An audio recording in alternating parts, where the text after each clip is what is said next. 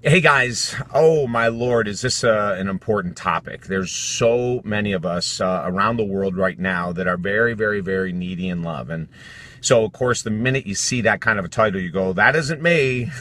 It's like, I don't want to be called needy in love, but oh gosh, there's millions of us that are incredibly needy in love. And I'm going to give you some examples of what that might look like. But the very first thing I'm going to say is, where does this neediness come from?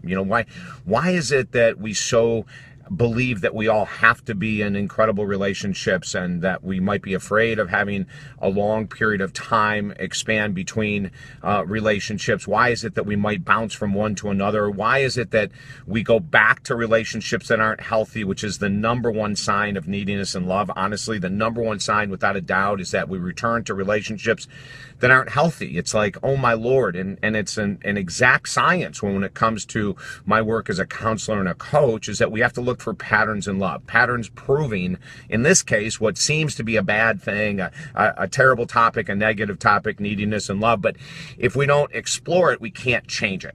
Can I get an amen? It's like, if we don't explore those patterns in our life that aren't working with money, relationships, career, whatever, our weight, whatever it might be, if we don't explore the patterns, we're never going to be able to change it. So let's first look at what creates this neediness. And the number one issue when it comes to neediness is trying to fit into society's ideals. And I'm going to say this for women especially, society puts so much freaking pressure on women to be in love, in relationships. It's insane. It's absurd. It's not realistic. It's not healthy, but it's been going on forever. So the number one thing is that from being a little girl, in the very first probably little girl book you got, or Barbie or whatever, is that where the hell's Ken? Like, you can't have just girlfriends. You got to have a boy. You got to be in a relationship. And then as we go up in age, 2, 4, 6, 8, 10, 12, 14, 16, and the books continue, the fairy tales continue, and that the happiest girls in the world are those that are in relationships. And all of a sudden it creates this outrageous neediness that if I'm not in relationship, I'm not with my better half, which is an absolute freaking fallacy, I'm not fulfilling my needs here on earth. Now, I'm not saying that being in love is bad. Being in love is awesome. Being in a healthy relationship is fantastic. I encourage everyone to go there. But also, if you see a pattern of unhealthy relationships, or you see a pattern of you staying in relationships after they have expired. I did a video last week on most relationships have an expiration date, and they do. That's not just being negative, that's just being real. My Lord, 55% of marriages end in divorce every year, so that right there tells us there's something amiss, there's something wrong. And then what percentage of people who are in relationships, outside of the 55% that are not in healthy relationships, what percentage of the remaining 45% are unhealthy? I'm going to guess at least 25%. Our guesstimation after 36 years of work is that about 20% of the U.S. population of couples are in healthy relationships. That is incredible. That is, like, those statistics are unbelievable to think about. But it's our neediness that continues to create the dysfunctional relationships.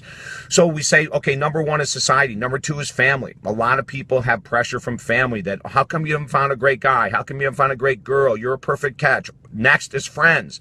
Friends are telling us the same thing.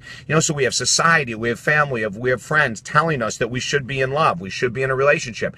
All of those things combined to the person who's codependent in love will force them into relationships that aren't healthy, will force them into a return of a relationship that isn't healthy, will force them to continue to go over and over and over through multiple relationships that aren't healthy.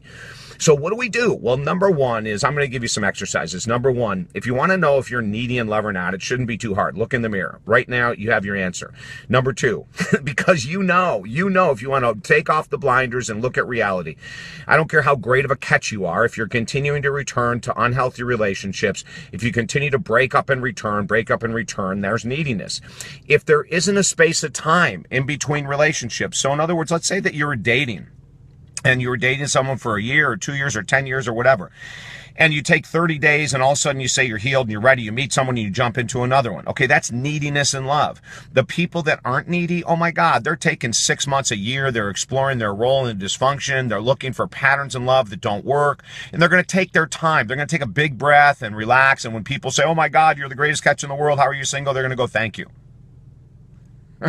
That's it. They're just going to say thank you. They're not going to answer that stupid question. It's like, well, if you want to, you can. You go, hey, you know what? Thanks so much for the compliment. But guess what? I'm taking the next year to look at myself and to have fun outside of a relationship and to fall back in love with myself and to learn how to treat myself with respect so I don't return to crappy relationships, because returning to crappy relationships is an absolute sign of disrespect. Can I get an amen? Oh my God. That tells us we are so freaking needy.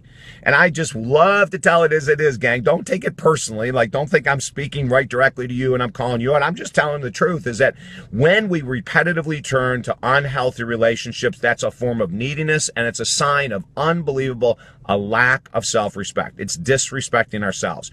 So we got to shatter the neediness mold. Now, it's just like shattering any other addiction. Neediness in love is an addiction, just like alcohol, nicotine, food, shopping, spending, TV, whatever it might be. It's all addiction-based. What's the definition of addiction? Wait till you get this, because you're going to see where neediness falls into place. The definition of any and all addictions, and regarding love and outside of love, even substances, is a return. Here it is. The definition of an addiction is a return to an unhealthy behavior, substance, or thought. A return to an unhealthy substance, behavior, or thought. So guess what? Relationships, when we're returning to unhealthy relationships, which is a sign of neediness, we have the addiction to behavior and thought. Like, you're not enough on your own. You can't be happy on your own. You can't take the time to explore what went wrong in the past so you don't make those mistakes again. Hell yeah, you can. The person who isn't needy in love takes space and says, I'm cool on a Friday, Saturday, Sunday night, not having a date, not going out. I can sit and enjoy myself without drinking or smoking or overeating, of course, right? Like, that's where we start to become solid in self-love. When you refuse to return to the pattern of neediness, having to have someone with you on a Friday or Saturday night, having to have that time taken up, when you shatter that, when you quit returning to unhealthy relationships, oh my God, you are in the path of self-love. You are going to rock this world. You're going to be the most amazing partner to someone who freaking deserves you, not some idiot. Right? It's like, that's how we prove it. So shatter it. Shatter it. Be single. Enjoy your singlehood. Look for your patterns in love that haven't worked. Write about them. Express them so you don't repeat them. Hey, we offer a 15-minute free session to anyone that wants to work with us. We've offered this free 15-minute phone session for people from all over the world since 1991. No strings attached. I'm not going to sell you. I want to help you. That's what we've done our whole life. For 27 years now, we've devoted ourselves in the world of counseling and coaching. So go to my website, which is above this video, davidessel.com. Or if you just want to write down talkdavid.com, they're the same website. Go there, absolutely. Send me a note saying that you want 15 minutes on the phone to talk about this love stuff or anything else you got on your mind. My team will set you up with a time and we'll rock and roll, okay? And also to look at how powerful that your mind is and you can start to shift it.